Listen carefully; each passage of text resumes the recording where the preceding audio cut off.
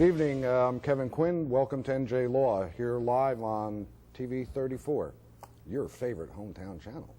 Listen, folks, if you want to call us here at the studio, our number is 681-3331, 681-3331. We're going to be talking with some gentlemen about all sorts of traffic safety type subjects, and one of the things that we're certainly going to be talking about, and I'd like to hear from you at home, is do you think everybody should be wearing helmets doing everything? How about rollerbladers? Do you think they should be wearing helmets? Call me up, tell me what you think. We're going to talk about it tonight, and we'll have some interesting discussion. As I said, don't forget our phone number here at 681-3331. We'll have a couple of commercials, give you a chance to go get a drink in the kitchen, but in the meantime, you have to sit there and watch patiently. My guests tonight include, starting off with Patrolman Steve Peters. On your screen, he's on the right. On my screen, he's on the right, too. That's even better. Steve is from the Ocean Township Police Department and is working in the Traffic Safety Division. We'll find out what that's all about in a minute. And Steve, thanks for coming down. Appreciate you taking the time. And next to him is Sergeant Richard Maxwell, a frequent visitor here to NJLaw, and he's from the Colts Neck Police Department. Bet you didn't know Colts Neck had a police department. Well, they do, and here's one of them, right here in front of you. And we also have from the Asbury Park Police Department, Pat Makin. Pat, thank you also for coming. And you're welcome. We don't seem to have enough guys from Asbury on, so we're going to ask him all sorts of good questions. And we'll try not to, we'll try to make it so you still have a job when you go back. As I said, I thank you folks for tuning in, and this should be very interesting. I'm going to start with Steve and ask him, if I may. Steve, explain our traffic division in Ocean, because we do it a little bit differently than a lot of other traffic safety divisions throughout the county and the state. Maybe you can just kind of give us a little bit of an idea of the makeup and how that happens. Well, basically our traffic division is made up of myself and one other patrolman, and basically we field anything and everything to do with motor vehicles, roadways, pedestrians, bicycles, anything to do with traffic flow, designing of intersections. If we have special events in town, we'll take charge of make sure a traffic plan is made prior to the event so that we can mitigate traffic through the area.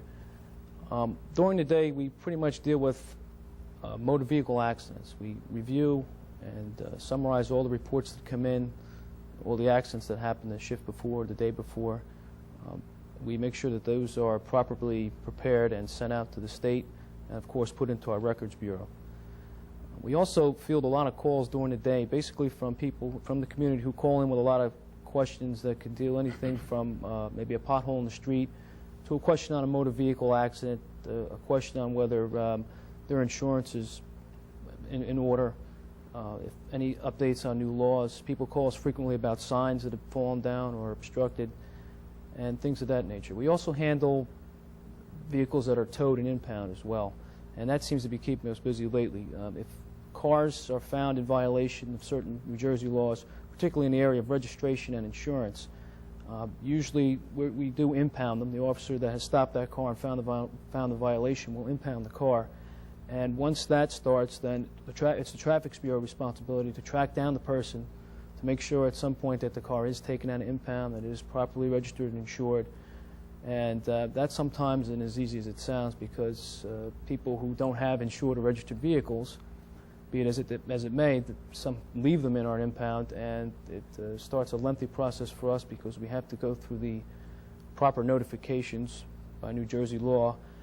And at some point in time, if they sit in the impound long enough, we either have to, by law, auction them off, or if they're not worth auctioning, junk them. So we do keep busy down there, as I say. How about specific training? Now, you have folks, officers, who basically rotate through a month at a time, kind of every 3 months. Does that create a problem with the continuity of other reports or investigations? Yes, there is some ups and downs with a system like that. The up is that the couple of other patrolmen that do it gives them a chance to get away from the normal patrol routine and get inside and do something different. The downside of it is that we each have our own system, and that's probably natural.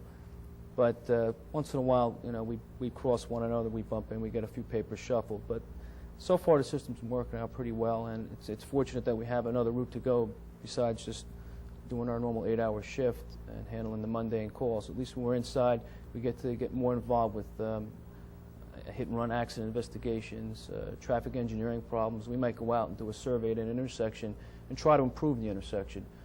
We're talking about maybe putting up some signs or widening the intersection or looking for a means to change something in the intersection to facilitate traffic so it flows smoothly, improve the conditions in the area. But overall, it's a good program, and I think it's got its future. But of course, if it was consistent with everything else, I'm sure it could be better that way too. But so far, so good. Well, and I'm going to come back to you in a second. I just want to talk a little bit about training.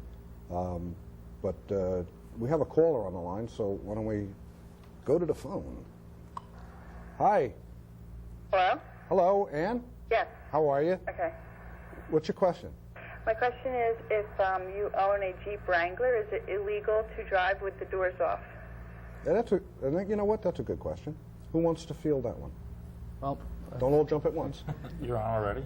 As far as the Department of Transportation is concerned, if the vehicle is equipped with doors, you should be driving around with the doors on them. Same as with the windshield. Although the Wrangler allows the windshield to come down, by federal standards and state standards, the windshield should be up and the doors should be on. Now, so if someone has the doors off, are they going to get a summons for that? Or? Well, I don't think I'd issue them a summons, but it's something worth researching. I'm not really sure if it's covered under state law or it's federal law, but something I could look into. Maybe Rich knows. Those manufacturers design that type of vehicle intended for off-road use. The windshield folding down, the doors coming off. As Steve mentioned, it is state and federal statutes requiring the windshield. It's safest to have the door on. Anything that can contain you inside the vehicle and a collision, the better, safer you are. So as long as you're on the public streets, you should probably keep the doors on. And you're better off, right? The odds of getting stopped are probably not that high. You're probably not going to really get stopped, but it's much safer to keep it on. How's that, Ann? Does that answer your question? Very good. Thank you. Thanks for calling. Bye-bye. What did I do? I don't know. Did I make them go away? Good. It's okay. Every month I have to relearn this phone thing. So I'll do better next time, I hope, folks. Steve, we were talking about the Traffic Safety Division, and talk a tiny bit about training, if you would. Aside from the training that you guys get, also the training that you offer. Okay, we do offer training to our patrolmen as well in the area of accident investigation, as well as updates on new motor vehicle laws that come about every so often. We also offer, I would say, public programs to schools and communities and groups that would like them in areas of, let's say, bicycle helmet safety and any kind of driver ed, things of that nature. Well, that certainly works out well. What, I guess, well, Rich, in Colts Neck, do you have the same type of system? Are you the only traffic officer? What? I'm the only traffic officer, and I do it on a part-time basis in addition to running a squad. So I rotate around the clock with shift work. And I field a lot of the similar situations as Ocean Township does. Pretty much when you go from department to department, traffic department's responsibilities are basically the same. It's just whether how much manpower you have to fulfill the requests or exactly how far you can spread yourself. In addition to those duties, I also get involved with the planning board and the zoning board in town when any new developments come in. Yeah, and that's a big thing. I think one of the issues that maybe people are or aren't aware of is that obviously traffic is one of the biggest things that happens in any municipality. As far as the people who tune in and watch, we hear from them. They probably most often come in contact with police officers because of some type of traffic matter, whether it's a violation or they're involved in an accident or they're just sitting at West Park on the highway waiting for the light to change and they're saying, boy, this is ridiculous. You know, the line is too long. Can't they do something about this? I think it's very important, and I wonder if we devote enough time and manpower to it in our police departments. I don't know. What do you Traditionally, it tends to be one of the services that gets cut, first-time budgets get cut. There's a lot of townships within Monmouth and Ocean County that recently, due to the big budget cuts, have either reduced or done away with the traffic units. That's one reason why we do a part-time. We don't have enough manpower or funding to devote somebody to a full-time in our department. It basically is a full-time department with any job because everybody has to drive to get someplace. And as you said, that the most common contact that a citizen has with a police officer is while they're on a motor vehicle stop, an accident, whatever, motor shade call. So that officer sets the tone for the department and also the police field just by his dealings with the people. And if they're knowledgeable on traffic, if you call up and you want an answer to something and the department doesn't have a traffic unit or either doesn't have time to answer your questions, they're going to be disgruntled and they're not going to be happy with the answers they got back. And unfortunately, they don't dedicate enough time to it. A lot of departments don't. Well, let me switch to Pat, who we've been letting alone, and he's been over here hiding. Pat, how about in Asbury Park? How's things work there? How's your traffic division organized? Currently, we have 3 officers in the unit, 2 that work 3 to 11, and 1 officer that works during the day shift. We handle everything from crossing guards for the day shift officer to myself. I handle abandoned vehicles. I'm the police liaison to the taxi commission. So it's a very wide range of stuff that we handle concerning anything with motor vehicles. And in Asbury Park, though we're a little bit more rural in Ocean and in Colts Neck, it's a densely populated city. Do you have any unique problems that over there? We have a great deal of traffic that runs through town. Anybody that's been on Main Street during rush hour in the morning or in the afternoon can attest to that.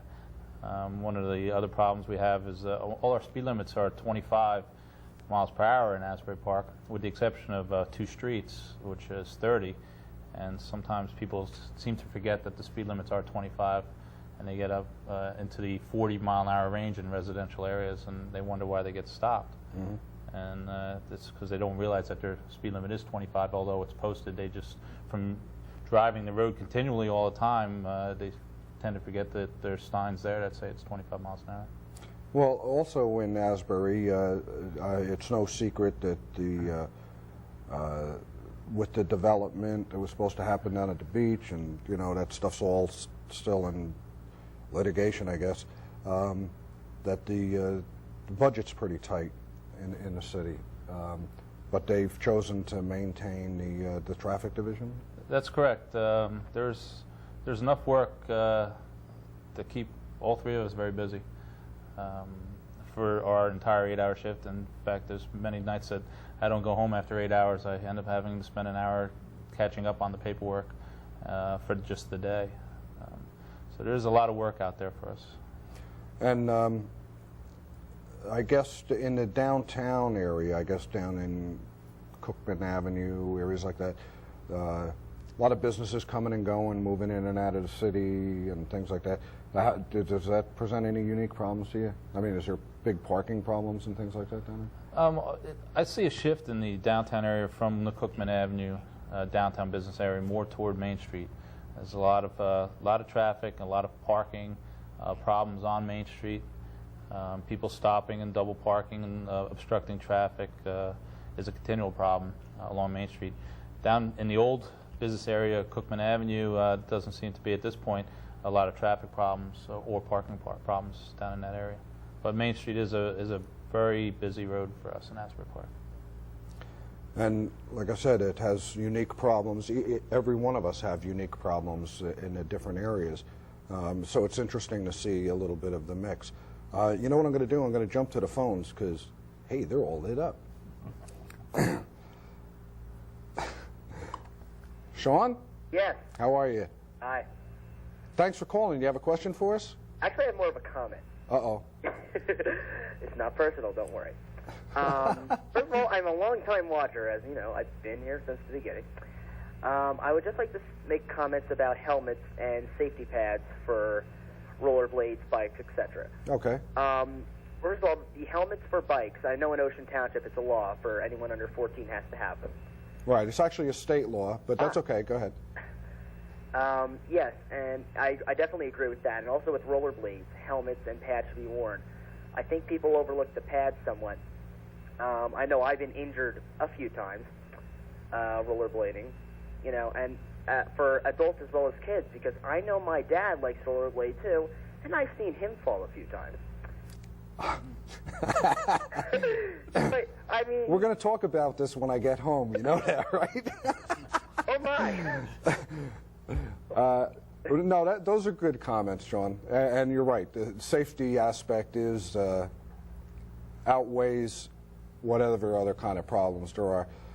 And I guess people don't think, and there are occasions, we've had occasions in Ocean Township where people have gone either off bikes. We have that picture somewhere with the youngster who fell down and cracked the helmet wide open, but he remained uninjured because of that. So I guess it is pretty important. And I guess everybody of all children of all ages should wear them. Is that what you're saying? Exactly. Probably a good point. Thank you. Thanks for your call. Goodbye. Pat? Good evening. Hi. How are I have a you? question I wish you would lend your expertise to, please. We'll try. Any one of the officers up there, I'd appreciate to answer this. There is talking about safety, in particular, West Park Avenue and Poplar Road. At rush hour time, it is very, very bad. You cannot make a left turn, and there have been a few accidents there. What constitutes, or what does it take to get a traffic light up there?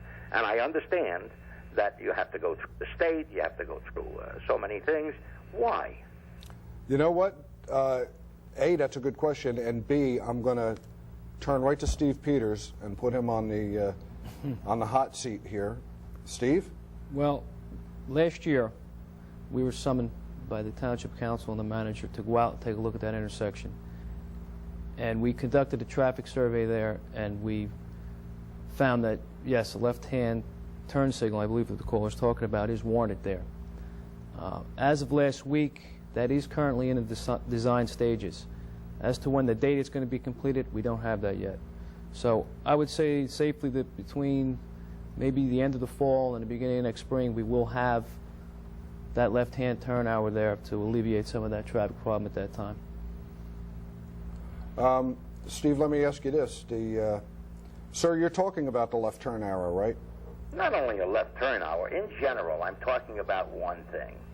Where it constitutes or it needs something for safety, why wait so long? Why wait until so many people get hurt or possibly killed? Yes, and I'm going to revert to Steve again, but you won't believe how complicated it is to even put up a simple stop That's my sign. question. Why should it be that complicated when guys, it comes to people's lives? Yes, I agree with you, and Well, I think one of the reasons that it's so difficult to put a traffic light just anywhere is because, number one, we couldn't have traffic lights at every intersection in the entire town. It would cause nothing but havoc.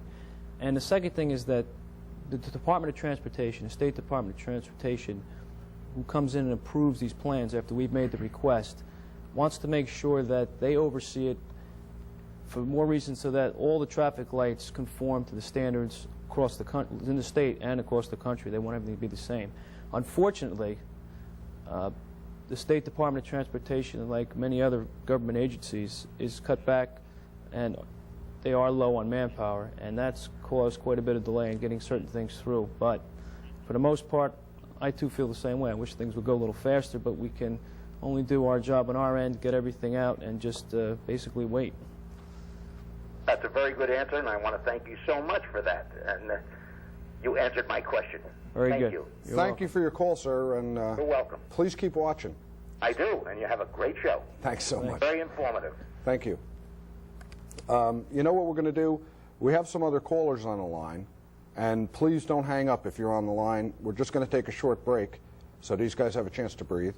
And when we come back, this is the time when you get to run to the kitchen, get something to drink, a glass iced tea or something, and come on back and stay tuned to NJLaw. Remember, our number here in the studio is 681-3331, 681-3331. And we'll be right back. Please stay tuned. 1976, George Cisneros had a stroke. 1990, Stanley Monroe had a stroke. 1982, George Vavilas had a stroke. But stroke didn't mark the end of their lives or their lifestyles. Find out the warning signs of stroke from your American Heart Association. Because the sooner your symptoms are recognized and treated, the faster you'll get back into the swing of things. This is William Shatner. Imagine the training and skill it takes for a dog to serve as a blind person's eyes. Guide dogs give blind people the freedom to go wherever they want. And the law permits them everywhere that's open to the public. A blind person and a guide dog are a working team for personal independence. To learn more, call the Guide Dog Foundation for the Blind toll-free 1-800-548-4337. That's 1-800-548-4337. Hi, I'm Ron Ivory, a big brother, big sisters of Monmouth County. This is my little brother, Jason. Been a big brother for 2 years now, and I find it very rewarding. Jason and I enjoy doing so many things together, going to the boardwalk, washing cars, swimming, playing volleyball, and visiting friends. What a great way to spend time together. To find out how you can become a big brother, please call area code 908-530-9800. It was damp outside, and I was leaving home with my granddaughter. I was stopped by a state trooper. He gave me a ticket because I was not wearing my seatbelt. Approximately 4 days later, I was involved in this very bad traffic accident. However, I was able to walk away from that accident because I was wearing my seatbelt. Buckle up. Seatbelts save lives. Hi, we're back. Aren't you glad? We're talking to Sergeant Richard Maxwell, Patrolman Steve Peters, and Pat Makin, and we're talking about traffic safety stuff, and you folks must be interested in it because you're all on the phone. Probably the only people that are watching are on the phone. That scares me. No. We're going to go to, I think we got Matt. Yeah, hello. How are you? Oh, yeah, I'd just like to say I watch your show all the time. It's great. I love it. Thank you. All right, and I'd just like to say, Sergeant Steve and Sergeant Pat, you do a wonderful job. All right, my question's about the legal age to drive a moped or a motorcycle. And how old do you have to be? Okay. It's your turn, Rich. It's motorcycle is the same as a driver's license, 17, and moped 17? is right, and a moped is 15. All right, can you drive a motorcycle with a permit? As long as you have a licensed motorcycle operator on a bike next to you. Next to me? He doesn't have to be on it? No, he has to be on a bike next to you. All right. Do you need a helmet for either of them? Yes, you need helmets for both of those. That's a For state law. both of them? Right. Yeah. All right. Thanks a lot. You've been a lot of help. I mean, your show's great. That's all I have to say. Thanks a lot. Thanks for calling. All right. Another happy customer. I think we have Eric. Eric? Yes. Thanks for hanging on. It's okay. Sorry it took so long. It's okay. I have a question. Basically, I was traveling in Dover Township, and there was a four-way intersection that we were coming up to. It was actually my friend who was driving. And there was an accident. It was on Church Road. I don't know if you're familiar with it. Actually, yes. Okay. There was an accident, and you could either go straight or you could make a left turn. You couldn't make a right turn. And there was a police officer there, and he didn't have his lights blinking. He was just there, and you just saw his wand. You know, he was just waving his wand for cars to go. Uh-huh. And my friend just kept going, and he veered to the left because when you were coming down the road, all you saw was the wand moving. So he kept going, and when I looked at the cop, because, like, when I came right next to him, like, as we passed him, I saw him yell, "Hey." And I said to my friend, I said, "Dave," I said, "he just yelled, 'Hey, stop.'" And he's like, "What are you talking about?" He was waving me on to go. So he said, "He's not going to come after me." He said, he was waving me on to go. 2 seconds later, sirens, he's behind us. And he walks up to us, and he says, "Why did you fail to comply with my signal?" And he said, "Officer," he said, "all I saw was your wand moving." He said, "No." He said, "Let me see your driver's license and registration." And he looks at it, and he says, "Oh, you're from Lakewood, huh? What are you doing here?" And that, first of all, ticked me off. Second of all, I just want to know, how do we go to court to fight this? I mean, if the kid speeds all the time, okay? He's not a good driver. I don't like driving with him, to be honest with you, okay? And if he got another ticket, he would lose his license for 6 months. Why would he intentionally go through a cop knowing that even if it's not a moving violation, because he didn't know if it was or if it wasn't, why would he intentionally go through a cop knowing that he was there and that he would lose his license? How do I go to court and do something about this? Well, complicated, huh? Well, not actually not. That's why they have courts. That's why they have judges, and that's why they have. If he decides to plead not guilty, that's why they're going to have a trial or a hearing in the municipal court. The judge is going to make a determination based on what he's hearing. Now, I can understand about the lighting conditions and maybe the lack of safety lights. Sometimes it is a little confusing for motorists. We all see it. You know, we get out, and sometimes it's a lot darker than even we think it is, and we can't understand why people don't see us. And it happens. Not that often, but it does. If it was truly a mistake, you know, I would have to put my faith in what the judge's determination is going to be. I don't think it matters so much what the driver's past record is. Each incident has to be taken by itself, and that's why they have an impartial third party to make these decisions. You know, if he was guilty, I would have said, Dave, you were wrong.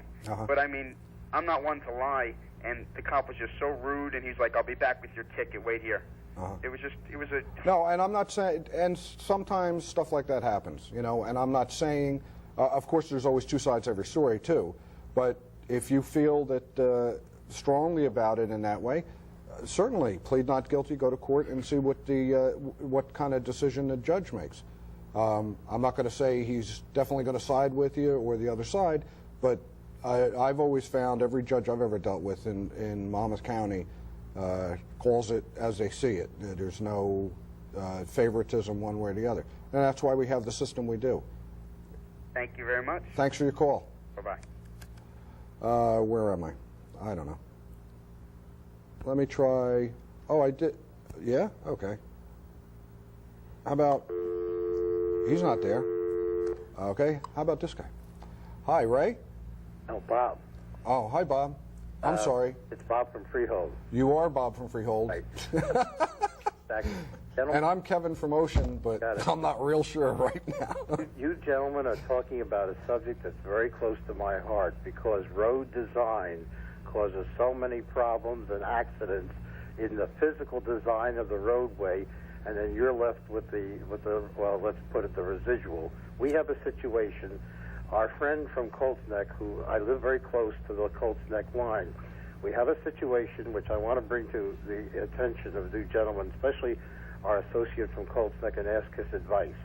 537 Route 18, high-density crossing, down ramps with yield signs that nobody pays any attention to. They come off that southbound Route 18 heading into Freehold at 60, 70 miles an hour. They hit a crossing at Walling Road where there's high-density building now all around it, and we're getting accidents and problems. I don't see with the highway design, you may be familiar with what I'm talking about, where 537-18 cross, that they can put a light there because you're not going to have the visibility on the down ramp. Can we do something as citizens to get a blinker light or additional signing on the down ramps and around that cloverleaf that will at least alert some of these half-awake drivers, and you know how few are awake when they're driving, and we can go through that subject for four days. I have a profile of syndromes that I watch because I'm the defensive driver, and I know those people they're not watching what I'm doing. But what can a citizen do to ask to have the signing reviewed? At least we get a few more indications, or at least a blinker light, if not a traffic light, because a traffic light, you couldn't stop a semi coming down that ramp sufficiently, but maybe the traffic light, the blinker would slow them down. What can a citizen do? Well, first of all, you're talking about an area that's dual jurisdiction. It's Colts Neck and Freehold Township there. Right. And you've noticed that the county has done some improvements to 537, right, putting the center turn lane to eliminate some of the accidents down in Freehold section. Exactly. We're limited in Colts Neck with the area, the pavement area that they have there. There's future plans. The county never gives it's just long-term plans, as they put it, to improve 537. On interchanges, the state will not authorize blinker lights